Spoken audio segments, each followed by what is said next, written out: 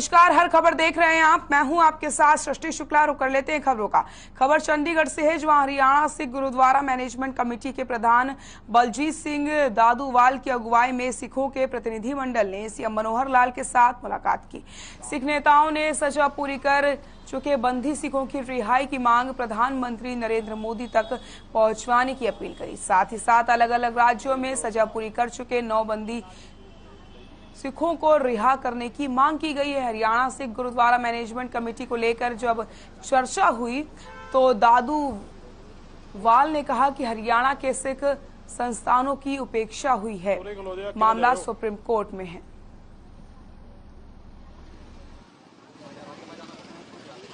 सारा जिहड़ा वफद है मानयोग मुख मंत्री साहब नूं मिल के रिक्वेस्ट की है और उन्होंने कहा कि असीं मानयोग प्रधानमंत्री साहब नूं ते अपने गृह मंत्री साहब नूं वो चिट्ठी लिखणगे कि जिहड़े सजावां पूरीआं कर चुके बंदी सिंह आ उन्हां नूं रिहा कीता जावे। दूसरे हरियाणे दे गुरुद्वारा साहब है उन्हां दे विच कई जगह ते कोई मुश्किलां आ रहीआं ने, जिस तरह गुरुद्वारा लाखण माजरा साहब रोहतक दे नेड़े है।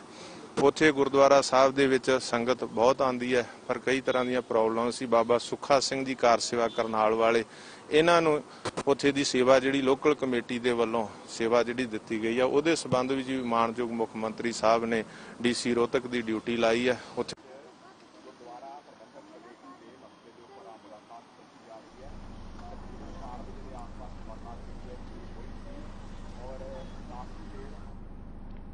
हरियाणा के कृषि मंत्री जेपी दलाल ने केंद्र सरकार की अग्निपथ योजना की तारीफ की।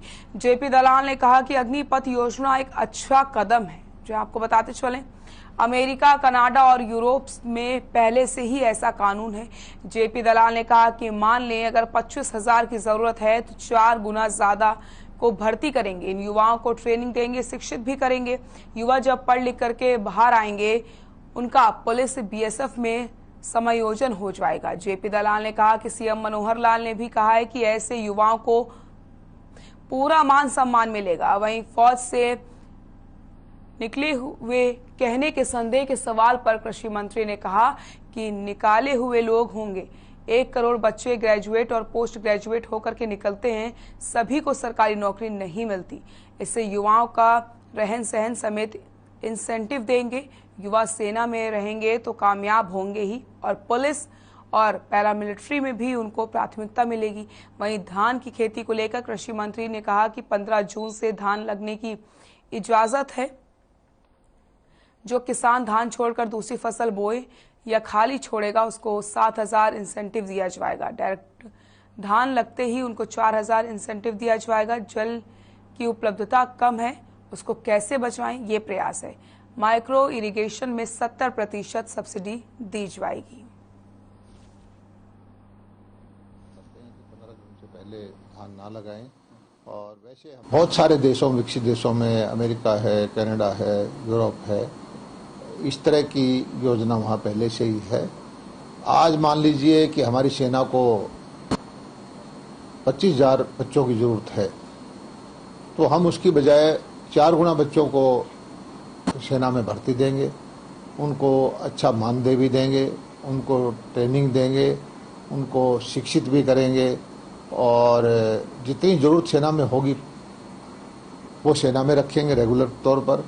और जो 4 साल के बाद पढ़ लिख करके ट्रेंड होकर के जो बाहर आएंगे वो एक अच्छे नागरिक बनेंगे और उनको प्रदेशों में, पुलिस में, सीआरपीएफ में, बीएसएफ में, हर जगह एक अलग उनको कहीं न कहीं समायोजन उनका हो जाएगा। नहीं, धान 15 जून से लगाने की सरकार की तरफ से इजाजत है और पानी की कमी की वजह से हम किसानों से प्रार्थना करते हैं कि 15 जून से पहले धान ना लगाएं। और वैसे हमने मेरा पानी मेरा विरासत के स्कीम बनाई है कि जो किसान धान को छोड़ करके दूसरी फसल लगाएगा उसको 7,000 रुपये प्रति एकड़ इंसेंटिव का हम देंगे। और इस स्कीम का लाख के आसपास एकड़ में पिछले साल भी फायदा लोगों ने उठाया है। और हमारे इस स्कीम में यहाँ तक है कि धान ना बोएं, खाली भी छोड़े तो उसको भी हम 7,000 रुपये प्रति एकड़ के देंगे। और जो लोग दूसरी विधि से धान लगाते हैं, डीएसआर विधि से, डायरेक्ट सीडिंग बीज से धान लगाते हैं, उनको भी हम 4,000 रुपये प्रति एकड़ का इंसेंटिव देते हैं। और दक्षिण हरियाणा के जो किसान हैं, जो दालों की खेती करें, मूंगफली की खेती करें, उनको भी हम 4,000 रुपये प्रति एकड़ का इंसेंटिव देने की हमारी सरकार विभाग की योजना है। हरियाणा में निकाय चुनाव की तैयारियां जोरों पर हैं। सभी प्रत्याशियों ने अपनी जीत के लिए पूरा जोर लगा दिया है। इन चुनावों में गठबंधन का मुकाबला इनेलो और आप से होगा, क्योंकि कांग्रेस अपने सिंबल पर चुनाव नहीं लड़ रही। वहीं बीजेपी ने कल अपना संकल्प पत्र भी जारी किया था। ऐसा पहली बार है जब बीजेपी ने शहरी निकाय चुनाव के लिए संकल्प पत्र जारी किया हो। ये रिपोर्ट देखिए। जिंदाबाद कांग्रेस पार्टी, जिंदाबाद दीपेंद्र हुड्डा, जिंदाबाद दीपेंद्र हुड्डा, जिंदाबाद,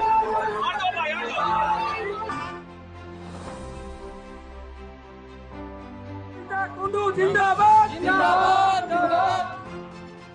हरियाणा में निकाय चुनाव की तैयारियां जोरों पर हैं। सभी प्रत्याशियों ने अपनी जीत के लिए पूरा जोर लगा दिया है। प्रत्याशी जनता के दरबार में जाकर हाजिरी लगा रहे हैं और अपने लिए वोट की अपील भी कर रहे हैं। जहां बीजेपी जेजेपी मिलकर ये चुनाव लड़ रहे हैं, वहीं कांग्रेस सिंबल पर चुनाव नहीं लड़ रही है। एनएलओ और आप भी इन चुनावों में अपना दमखम दिखा रही है। अब ये पार्टियां गठबंधन को कितना टक्कर दे पाएंगी, ये अपने आप में एक बड़ा सवाल है। वहीं बीजेपी ने कल अपना संकल्प पत्र जारी कर दिया, जिसमें उसने स्वच्छ, सुंदर, हरे भरे और आत्मनिर्भर प्रदेश का वादा किया है। ऐसा पहली बार है जब बीजेपी ने शहरी निकाय चुनाव के लिए संकल्प पत्र जारी करते हुए जनता से 27 बड़े वायदे किए हैं। बीजेपी ने वादा किया है कि बीजेपी का संकल्प पत्र, सभी क्षेत्रों में लगेगी एलईडी और सोलर लाइट्स। बच्चों के खेलने और लोगों के सैर के लिए पार्कों का नवीनीकरण, जहां जरूरत होगी वहां नए पार्क बनाए जाएंगे। शमशान घाट का नवीनीकरण किया जाएगा। शमशान घाट में की जाएगी पानी, बैठने और रास्ते की व्यवस्था। स्ट्रीट वेंडर्स को लाइसेंस दिए जाएंगे। वेंडिंग जोन बनाया जाएगा। जहां कम्युनिटी सेंटर नहीं है वहां कम्युनिटी सेंटर बनाए जाएंगे। पुराने कम्युनिटी सेंटरों का नवीनीकरण किया जाएगा। कम्युनिटी सेंटर्स के नाम शहीदों और महापुरुषों के नाम पर होंगे। सड़कों का नवीनीकरण किया जाएगा। जहां जरूरत होगी वहां नई सड़कें बनाई जाएंगी। सभी क्षेत्रों में पानी की सप्लाई दी जाएगी। नए ट्यूबवेल लगाए जाएंगे और हर घर में नल से जल दिया जाएगा। नहरी पानी को स्टोर करके घरों में पानी पहुंचाया जाएगा। अमृत योजना के तहत सीवरेज लाइन डाली जाएगी। बरसाती पानी की निकासी के लिए काम किया जाएगा। अग्निशमन सेवाओं का सशक्तिकरण किया जाएगा। मोबाइल और कम्युनिटी टॉयलेट्स लगाए जाएंगे। सभी क्षेत्रों में नगर परिषद और नगर पालिका भवन बनाए जाएंगे। प्रदेश के सभी शहरों को आधुनिक लुक दिया जाएगा। सभी क्षेत्रों के शहरों और गांवों में प्रवेश द्वार लगाए जाएंगे। अवैध कॉलोनियों को नियमित किया जाएगा। गृह कर के कार्य को दुरुस्त किया जाएगा। लैंड पूलिंग पॉलिसी के आधार पर सेक्टर काटे जाएंगे। गौशालाओं का निर्माण किया जाएगा। सार्वजनिक स्थानों पर वाटर कूलर की सुविधा उपलब्ध कराई जाएगी।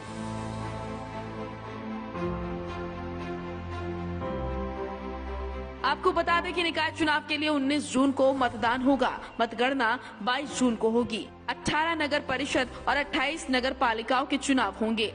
कुल मिलाकर 46 शहरों में नगर निकाय चुनाव होंगे। कुल 18,20,000 मतदाता भाग लेंगे, जिसमें 9,65,547 पुरुष और 8,64,612 महिला मतदाता है। अब इंतजार 22 जून का है कि कौन किस पर भारी पड़ेगा। ब्यूरो रिपोर्ट, हर खबर।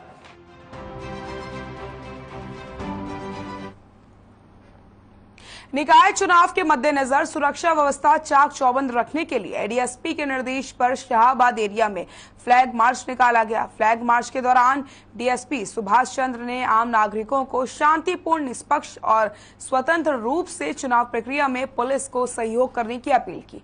वहीं कुरुक्षेत्र एएसपी कर्ण गोयल ने बताया कि 19 जून को प्रदेश में निकाय चुनाव होने हैं, जिसके संबंध में चुनाव की घोषणा के उपरांत हरियाणा निर्वाचन आयोग की ओर से प्रदेश में आचार संहिता लागू कर दी गई है। वहीं फ्लैग मार्च थाना शाहाबाद से शुरू होकर शाहाबाद के कई गलियों और मार्गों से होकर गुजरा। पुलिस ने लोगों को बिना किसी डर भय के चुनाव प्रक्रिया में हिस्सा लेने के लिए प्रेरित किया है और निकाय चुनाव को निष्पक्ष तरीके से संपन्न करवाने के लिए तत्पर है।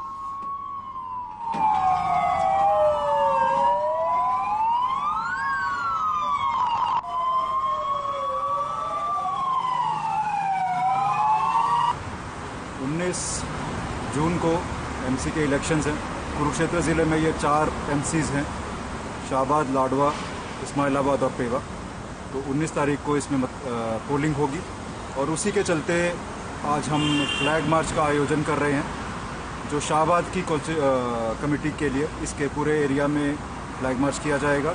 तमाम पुलिस की गाड़ियां यहाँ पे जो भी संवेदनशील इलाके हैं या सभी बूथ्स हैं और पूरे ही इलाके में हमारी गाड़ियों का मार्च रहेगा। वक्त हो चुका है एक छोटे से ब्रेक का, जल्द हाजिर होते हैं।